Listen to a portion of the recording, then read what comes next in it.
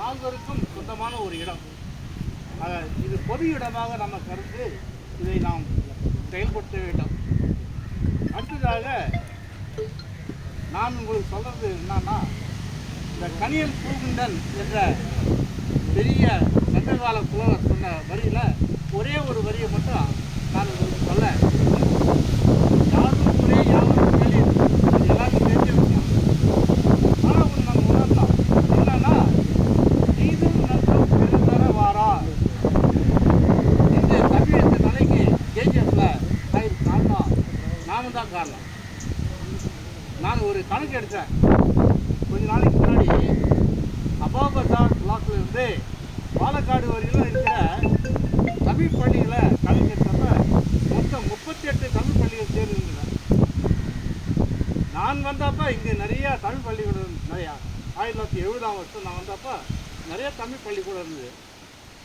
ஆனால் இன்னைக்கு மருந்துக்குன்னு 2 பள்ளிக்கூடம் இருக்குது. ஒன்று என்ஐடிசியில் இருக்க தமிழ் பள்ளிக்கூடம், அதில் படிக்கிற மாணவர்கள் வந்து 11 பேர்.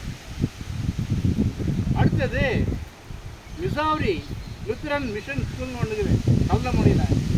அந்த மூலையில் படிக்கிற பிள்ளைகளை பார்த்தா வெறும் 8 பேர். இங்கே 99 விழுக்காடுகள் தமிழர்கள் உள்ள இடத்துல இந்த 2 பள்ளிகள் தான் மிஞ்சி இருக்குது. அது கூட போயிடும் போல் தெரியுது. ஏன்னா மாணவர்கள் சேர்க்கை கம்மியாயினே வருது, குறைஞ்சுனே வருது. ஆசிரியர்களுக்கு வேலையில்லா போகும்போது ஒரு சூழ்நிலை உருவாகி இருக்குது. தம்பி தெரியும், அவர் அங்கே பிஓ ஆஃபீஸில் இருந்தால் அவருக்கு நல்லா தெரியும். அப்போ நாம் என்ன செய்யணும், முதல்ல நாம் சரி பண்ணிக்கணும். நம்முடைய பிள்ளைகளை தமிழ் பள்ளியில் சேர்க்கறதுக்கு நம்ம முயற்சி பண்ணோம். நான் கூட என் பிள்ளைங்களை எல்லாம் தமிழில் படிக்க வைக்கலாம். அந்த காலத்தில் புத்தகம் பேசி கொடுத்தாங்க. நம்ம திரும்பி செய்யணுன்னு ஒன்றும் அவசியம் இல்லை. நமக்கு வாய்ப்பு கிடைக்கிறப்ப அந்த இதை நம்ம பயன்படுத்தி செய்யணும்.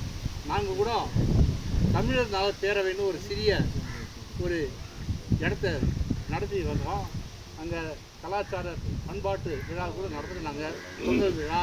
ஆனால் எங்களுடைய நோக்கம் அது இல்லை. அந்த சுற்றுப்பட்டம் இருக்கிற ஏழை மக்களுக்கு, ஏழை சிறுவர்களுக்கு தமிழும் ஆங்கிலமும் சொல்லித்தரணும். அந்த ஒரு இடத்துக்காக நாங்கள் போராடி இருக்கோம். நாங்கள் 4 பேர் இருக்கோம்.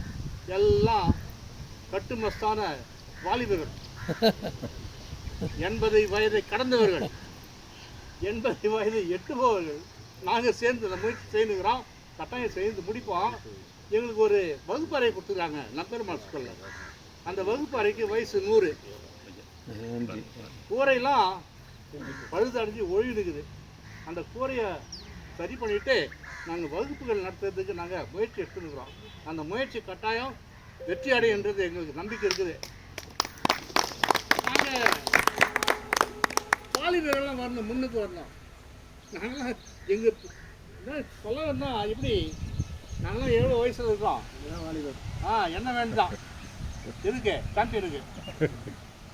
அதுக்கு முன்னாடி எதனா ஒன்று செய்யணும். அது ஏன்னா ஒரு முன்னாடி ஒரு செஞ்சுட்டு நாங்கள் போயிடுவோம். அது இளைய தலைமுறை வந்து செய்யணும். என்னுடைய மனசு வருத்தம் என்னன்னாக்கா, கேஜிஎஃப்ல பெரிய பெரிய தமிழ் புலவர்லாம் வாழ்ந்த ஊர் இது. ஐயா கண்ணு புலவர், லோகநாதன் ஐயா, அப்புறம் நிறைய பேர் இருந்துருக்காங்க. நிறைய பேர் இருந்துருக்காங்க, தமிழை வளர்த்துருக்காங்க. இன்னைக்கு நிலைமை மாறி போயிட்டுது. மிகவும் வருத்தத்தோடு சொல்கிறேன். நான் 2 தலைமுறைகள் தமிழ் தெரியாத அழிஞ்சு போயிருக்கு. 2 தலைமுறைகள் தமிழ் தெரியாமல் அழிஞ்சிட்டு போயிருக்கு. தமிழர்கள் சொல்லும்போது தமிழ் பேசுகிறவங்களாம் தமிழ் சொல்ல முடியாதாங்க. தமிழை எழுதவும் கற்றுக்க வேண்டும், படிக்கவும் கற்றுக்க வேண்டும். அப்படிப்பட்டவர்கள் தான் நம்ம படிக்கணும். இயல் தமிழ், இசை தமிழ், கூத்து தமிழ்னு வச்சாங்களே, நம்ம இயல் தமிழை மறந்தே மாட்டோம். இந்த இயல் தமிழ்ன்றது உரைநடை தமிழ். அதை படிக்காததால் தான் நம்ம பிள்ளைங்க ஒழுக்க கேட்டில் ரொம்ப மோசமாக்குறாங்க. சினிமா தான் தமிழ்ன்ற ஒரு வெக்கக்கேடான ஒரு நிலைமை உருவாயிடுச்சு. பால் அபிஷேகம் பண்ணுறது, அது பண்ணுறது, இதை பண்ணுறது, பணத்துக்காக நடிக்கிறான்றத அந்த அறிவு கூட இல்லாத நம்ம வாழ்ந்துருக்கோம் இல்லைங்களா? ரசிகர் மன்றம் வச்சுக்கோங்க, தமிழுக்குன்னு ஒரு மன்றம் இல்லை இல்லைங்களா? நான் என்னுடைய ஆசிரியர் பணி 50 வருஷம். 2019 50 ஆண்டுகளை நிறைவு பண்ணேன். இப்போ அட்லீஸ்ட்டு கடைசி காலத்துலையாவது தமிழுக்கு, நம்ம அன்னை தமிழுக்கு ஒரு உருப்படியான ஒரு காரியத்தை செய்யணுன்றதுக்காக தான் இந்த முயற்சியில் நாங்கள் ஈடுபட்டு இருக்கோம். புஷ்பராஜ் இருக்கார், ஓஜாஸ் சார் இருக்கார், அவர் இளங்கதிரன் இருக்கார். நாங்கள் 4 பேர் தான் இருக்கிறோம் இந்த ஊரில். இந்த ஊரில் நாங்கள் 4 பேர் இருக்கிறோம். மீதி பேர்லாம் என்னாங்கன்னு தெரில.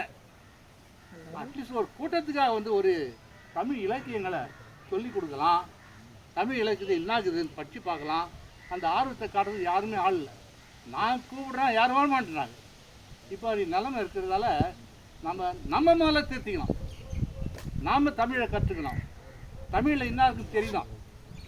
நீ பேசுகிற மொழி 50,000 ஆண்டுகள் வயசு ஞாபகத்தில் வச்சுங்க. நீங்கள் பேசுகிற மொழி 50,000 ஆண்டுகள், 20,000 ஆண்டுகளுக்கு முன்பாகவே இலக்கியங்கள் கொண்ட மொழி இது. தமிழ்நாடு எங்கன்னு கேட்டால் என்ன சொல்ல தெரிஞ்சு தமிழ்நாடுலாம். அவங்களாம் சுத்த வடிகட்டின மடையர்கள். போய் கன்னியாகுமரி நில்லு, அங்கே தெற்க பாரு, 2000 மைலுக்குள்ளே இருக்குது தமிழ்நாடு. குமரிக்கண்ணன் தான் நீ வாழ்ந்த தமிழ்நாடு. எவன் கருப்பாக்குறானா அவன்லாம் தமிழன் தான்.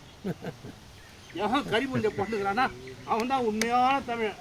இதெல்லாம் புரிஞ்சுக்கலாம். அவங்களாம் எந்த நாகரிகத்தோடு வாழ்ந்துருக்காங்கிறது நம்ம மறந்துடக்கூடாது. அந்த நாகரிகத்தையும் அந்த பண்பாட்டையும் நம்ம வளர்க்கணும். அதுக்கு என்ன செய்யணும்? நம்ம தமிழை படிக்கணும். தமிழில் இருக்கிற இலக்கியங்களை நம்ம படித்து அதனுடைய உண்மைத்தன்மையை உணர்ந்து நம்ம வாழ கற்றுக்கணும். நம்முடைய பிள்ளைகளுக்கு தமிழை கல்வி தரணும், தமிழ் பள்ளிகளில் சேர்க்கணும். இப்போ எங்கள் பள்ளியை எடுத்துங்களேன், தமிழ்னா அங்கே தமிழ் இல்லை, தமிழ் மீடியம் இல்லைன்னு சொன்னால் நாங்கள் என்ன பண்ணுறது? பெற்றோர்கள் யாரும் பிள்ளைங்களை கூட சேர்க்கல, அதுக்கு நாங்கள் என்ன பண்ணுறது? அப்போ யார் தப்பு? நம்முடைய தப்பு தானே. நாம் தான் ஆர்வமாக சேர்க்கணும். இந்த ஸ்கூலில் படித்தவங்களாம் தமிழ் நானும் சொல்லி கொடுத்துருக்கேன். பெரிய பெரிய ஆளாக ஸ்டான்லி ஜான், இன்டர்நேஷ்னலி ஃபேமஸாக ஆர்ட் சர்ஜன், சென்ட் மேரிஸில் படித்தவர். ஏபிஜே அப்துல் கலாம் அவருடைய டீமில் இருந்தவர் ரவி, என்னுடைய ஸ்டூடெண்ட்டு. ரவின்றவர் இந்த இன்டர்நேஷ்னல் கான்டினென்டல் மிசைல் செய்கிறாங்க இல்லையா, அதில் ஒத்து வச்சு நம்ம சென்ட் மேரிஸ் ஸ்டூடெண்ட்டு. புரியுதுங்களா? கேஜிஎஃப்பில் ஃப்ராங்கின் கோல் இருக்கிறவரு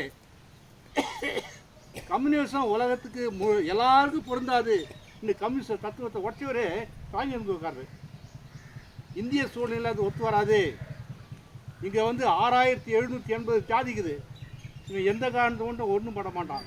இங்கே கேஜிஎஃப்பில் கூட மதத்தால் நம்ம ஒன்றாக முடியாது, நம்ம வேறு எதாலையும் நம்ம ஒன்றாக முடியாது. நம்ம ஒன்றாகிறதுக்கு ஒரே ஒரு சான்ஸு நம்முடைய தமிழ் மொழி.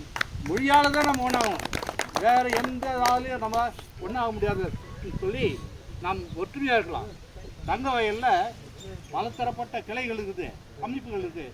நீங்கள் எல்லாம் தன்னுடைய தனி அடையாளத்தை அழிச்சிட்டு ஒரே அடையாளமாக வரணும். ஒரு அடையாளமாக வந்தால் தான் நம்ம ஒற்றுமையை வளர்க்க முடியும். சும்மா பிரிஞ்சுட்டு ஒரு நாள் வந்து கூட்டிகிட்டு அவன் பிரியுது, இதெல்லாம் சரிப்பட்டு வராது. இதை பற்றி நம்ம பல அமைப்பு தலைவர்கள்லாம் சேர்ந்து ஒரு முடிவு எடுக்கணும். ஒன்றாக சேர்ந்து கலந்து ஆலோசித்து இது ஒரு முடிவு செய்யணுன்றது என்னுடைய ஆசை. இதை சொல்லி என்னுடைய உரையை முடிக்கிறேன். வணக்கம்.